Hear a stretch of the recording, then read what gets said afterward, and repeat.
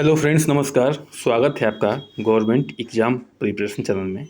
आज हम लोग देखने वाले हैं टेस्ट संख्या 36, जो कि केवल और केवल 8 मिनट का शो होगा, यानी कि 8 मिनट की क्लास होगी। इसमें हम जो है यूपी पीएससी पीसीएस और यूपी पीएससी आरओ यादव के लिए जितने भी महत्वपूर्ण 10 क्वेश्चन हैं उसको देखने वाले हैं। चलिए ये शुरू करते हैं टेस्ट सीरीज।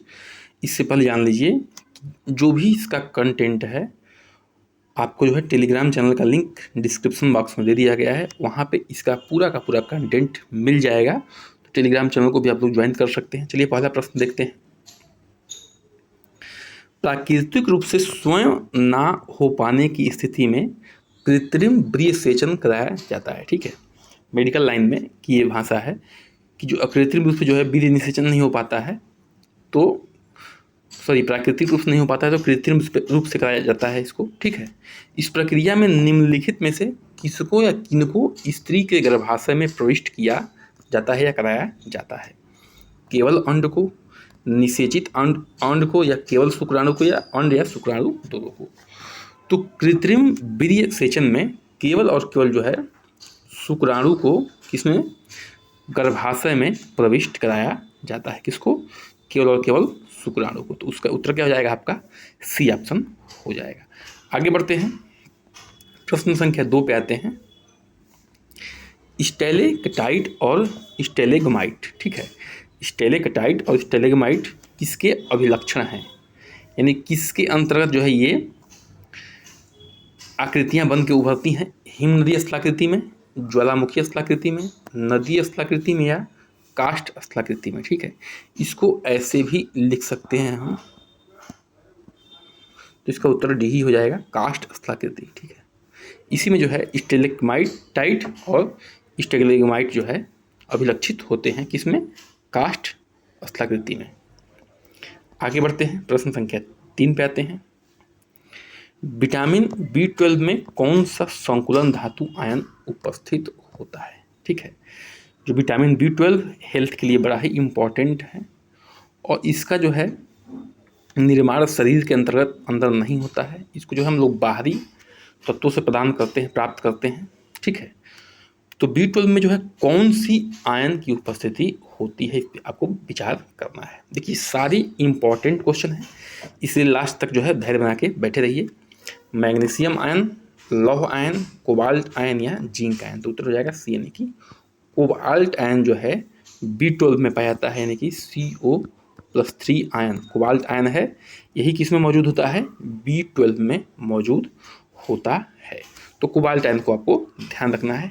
आगे बढ़ते हैं, प्रश्न संख्या 4 पे हम लोग आते हैं। ठीक है, निम्नलिखित सही कथनों पर आपको विचार करना है।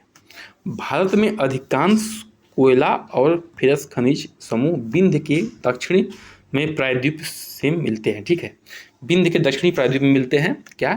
कोयला और फेरस। ये बिल्कुल क्या है? गलत है। सही क्या है उस पर भी हम लोग विचार करेंगे। ठीक है, एग्जाम की पॉइंट में। प्रायद्वीपीय भारत कभी उस अधिमहाद्वीप का अंश था जिसमें ऑस्ट्रेलिया, अंटार्कटिका, अफ्रीका और दक्षिण अमेरिका सम्मिलित है।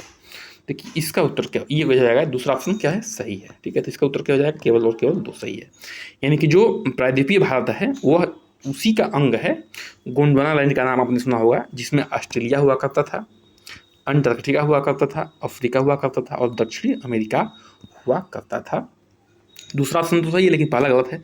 पहला गलत क्यों है इसको थोड़ा सा हम लोग एग्जाम की पॉइंट में यहाँ पे देख लेते हैं। देखिए, भारत में अधिकांश कोयला और फेरस खनिज समूह उत्तर पूर्वी पठारी प्रदेश में मिलते हैं। कहाँ मिलते हैं? उत्तर पूर्वी पठारी प्रदेश में मिलते हैं। ठीक है, इस पट्टी के अंतर्गत छोटा नागपुर जो झारखंड का पार्ट है, उड़ीसा का पठार, पश्चिम बंगाल तथा छत्तीसगढ़ के कुछ भाग आते हैं। इसलिए जो है पहला ऑप्शन गलत था। आप लोग यहाँ पे देख चुके होंगे क्यों गलत था। आगे बढ़ते हैं, प्रश्न संख्या 5 पे आते हैं। हमारे शरीर में ग्लूकोज ऊर्जा का महत्वपूर्ण स्रोत है। क्या है? ग्लूकोज ऊर्जा का महत्वपूर्ण स्रोत है। ग्लूकोज निम्नलिखित में से किस प्रकार की कार्बनिक अणु का एक प्रकार है? ठीक है, किस प्रकार के कार्बनिक अणु का एक प्रकार है? प्रश्न को ध्यान से पढ़ना है। कार्बोहाइड्रेट, प्रोटीन, वसा, न्यूक्लिक अम्ल। उत्तर हो जाएगा ए ऑप्शन यानी कि कार्बोहाइड्रेट है। ठीक है, तो ग्लूकोज का सूत्र क्या होता है? ग्लूकोज का सूत्र होता है C6H12O6। ये ग्लूकोज का क्या है? सूत्र है। और यह जो है क्या है? एक मोनोसेक्राइड है। क्या है? मोनोसेक्राइड है। ठीक है, तो इस ये जो है कार्बोहाइड्रेट में कार्बनिक अणु का एक प्रकार है। आगे बढ़ते हैं, प्रश्न संख्या 6 पे आते हैं। महात्मा गांधी राष्ट्रीय उद्यान कहाँ स्थित है? महात्मा गांधी राष्ट्रीय उद्यान कहाँ स्थित है? पिरोटन द्वीप में, रामेश्वरम में, गंगा सागर द्वीप में या पोर्ट ब्लेयर में? इम्पॉर्टेंट है। महात्मा गांधी राष्ट्रीय उद्यान जो है वह स्थित है आपके पोर्ट ब्लेयर में, अंडमान निकोबार में है पोर्ट ब्लेयर, वहाँ पे स्थित है। ठीक है, तो महात्मा गांधी राष्ट्रीय उद्यान कहाँ स्थित है? पोर्ट ब्लेयर में स्थित है। इसके बारे में थोड़ा हम लोग जान लेते हैं।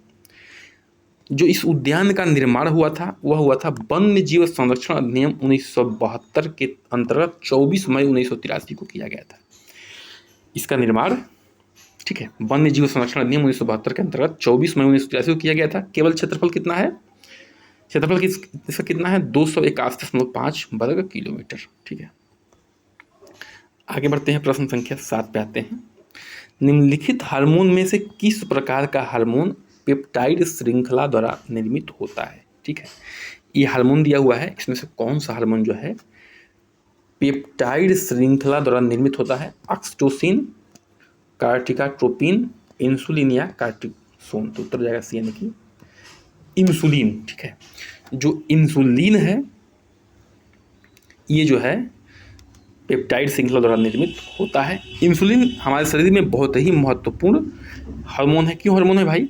क्योंकि जो यह क्या करता है? रुधिर में शर्करा यानी कि ग्लूकोज की मात्रा क्या करता है? नियमन करता है। ठीक है, ग्लूकोज की मात्रा को नियंत्रित करता है। यानी कि आपने सुना होगा इसको, इनको शुगर हो गया है, यानी कि लो शुगर हाई शुगर दोनों होता है। यानी कि क्या है? उनके अंतर्गत इंसुलिन हार्मोन का सही से सेक्रेशन नहीं हो पा रहा है। ठीक है, आगे बढ़ते हैं, प्रश्न संख्या 8 पे आते हैं। निम्नलिखित में से कौन सा एक दक्षिणी गोलार्ध में पवन की अपनी बाईं ओर विक्षेपित होने का कारण है? ठीक है, ये आपकी पृथ्वी है। ठीक है, ये उत्तरी गोलार्ध है और ये दक्षिणी गोलार्ध है। हवा जो है मान लीजिए ऐसे चल रही है तो अपनी बाईं ओर, यानी कि हवा ऐसे जाना तो चाहिए ऐसे, लेकिन जा कैसे रही है? थोड़ा सा विक्षेपित हो जा रही है, अपने पथ से जो है बाईं ओर विक्षेपित हो जा रही है। क्यों हो रहा है? उसका कारण क्या है? यही आपको बताना है।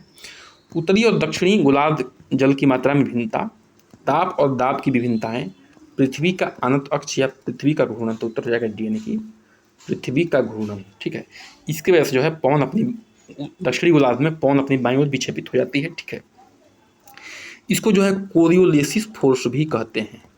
कोरियोलिसिस फिजिक्स का एक मेन टॉपिक है जो कि इस पे भी लागू होता है।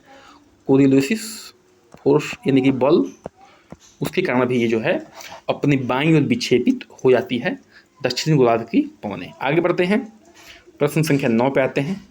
निम्न में कौन सा एक रासायनिक परिवर्तन का उदाहरण है? ठीक है, देखिए रासायनिक परिवर्तन में क्या होता है कि जो एक्शन होता है वह पुनः अपने स्थिति में आ नहीं सकता, यानी कि रिवर्सिबल नहीं होता है, एक ही तरफ ये एक्शन होता है। ठीक है, लेकिन जो भौतिक परिवर्तन होता है वह अपने पुनः स्थिति में आ सकता है, यानी कि रिवर्सिबल भी होता है। क्या भौतिक परिवर्तन? भौतिक परिवर्तन क्या होता है? रिवर्सिबल भी होता है। ठीक है, भौतिक परिवर्तन। ठीक है, भौतिक परिवर्तन। देखिए जल से बर्फ के घनों का बनना, देखिए जल से बर्फ भी बन जाएगा और बर्फ से जल भी बन जाएगा। ठीक है, पिला देंगे तो बर्फ से जल, और उसको जो है ठंडा कर देंगे तो जल से बर्फ बन जाएगा। तो ये भौतिक का उदाहरण है। जल में शक्कर का घुलना, जल में शक्कर घुल सकता है और जल में शक्कर घुला है तो उसको गर्म करके जो है हम लोग फिर से शक्कर को पुनः प्राप्त कर सकते हैं, ये भी भौतिक परिवर्तन है। नरम लोहे का चुंबकीय होना, हटा देंगे लोहा चुंबक तो लोहा फिर से जो है नॉर्मल लोहा हो जाएगा। लेकिन जब कागज़ जल जाएगा तो वह फिर से जला हुआ राख जो है कागज़ नहीं बन सकता है। यह क्या हो जाएगा? यह जो है आपके रासायनिक परिवर्तन का उदाहरण है। तो उत्तर क्या हो जाएगा आपका? ए ऑप्शन हो जाएगा। आगे बढ़ते हैं, प्रश्न संख्या 10 यानी कि आज के अंतिम प्रश्न पे हम लोग आते हैं। निम्नलिखित कथनों में से कौन सा कथन सही नहीं है? ठीक है, सही नहीं है, इसको याद करना है। हाइड्रोजन एक तत्व है, बिल्कुल पीरियोडिक टेबल का पहला तत्व है। हाइड्रोजन सबसे हल्का तत्व है, बिल्कुल तत्व है। क्यों? क्योंकि भी ये जो है पीरियोडिक टेबल का पहला तत्व है। हाइड्रोजन का कोई समस्थानिक नहीं है, ये गलत है, ठीक है, ये गलत है। हाइड्रोजन के समस्थानिक होते हैं। हाइड्रोजन और ऑक्सीजन को एक विस्फोटक मिश्रण बनाते हैं, बिल्कुल। हाइड्रोजन और ऑक्सीजन को रिएक्शन कराने की कोशिश करेंगे तो ये विस्फोटक मिश्रण बनाते हैं, ये बिल्कुल सत्य है। तो उत्तर क्या हो जाएगा आपका? सी ऑप्शन हो जाएगा, क्योंकि क्या है, यही गलत है, ठीक है। हाइड्रोजन के जो है 3 समस्थानिक हैं, ठीक है। कितने हैं? 3 समस्थानिक हैं, प्रोटियम, ड्यूटेरियम और ट्राइटियम, ठीक है। तो आशा है कि आपको जो है यह क्लास पसंद आया होगा। तो इसी के साथ जो है आपसे निवेदन है कि चैनल को सब्सक्राइब कर दीजिए, लाइक करिए, शेयर करिए और कमेंट करिए। बन रहिए हमारे साथ। नमस्कार, जय हिंद।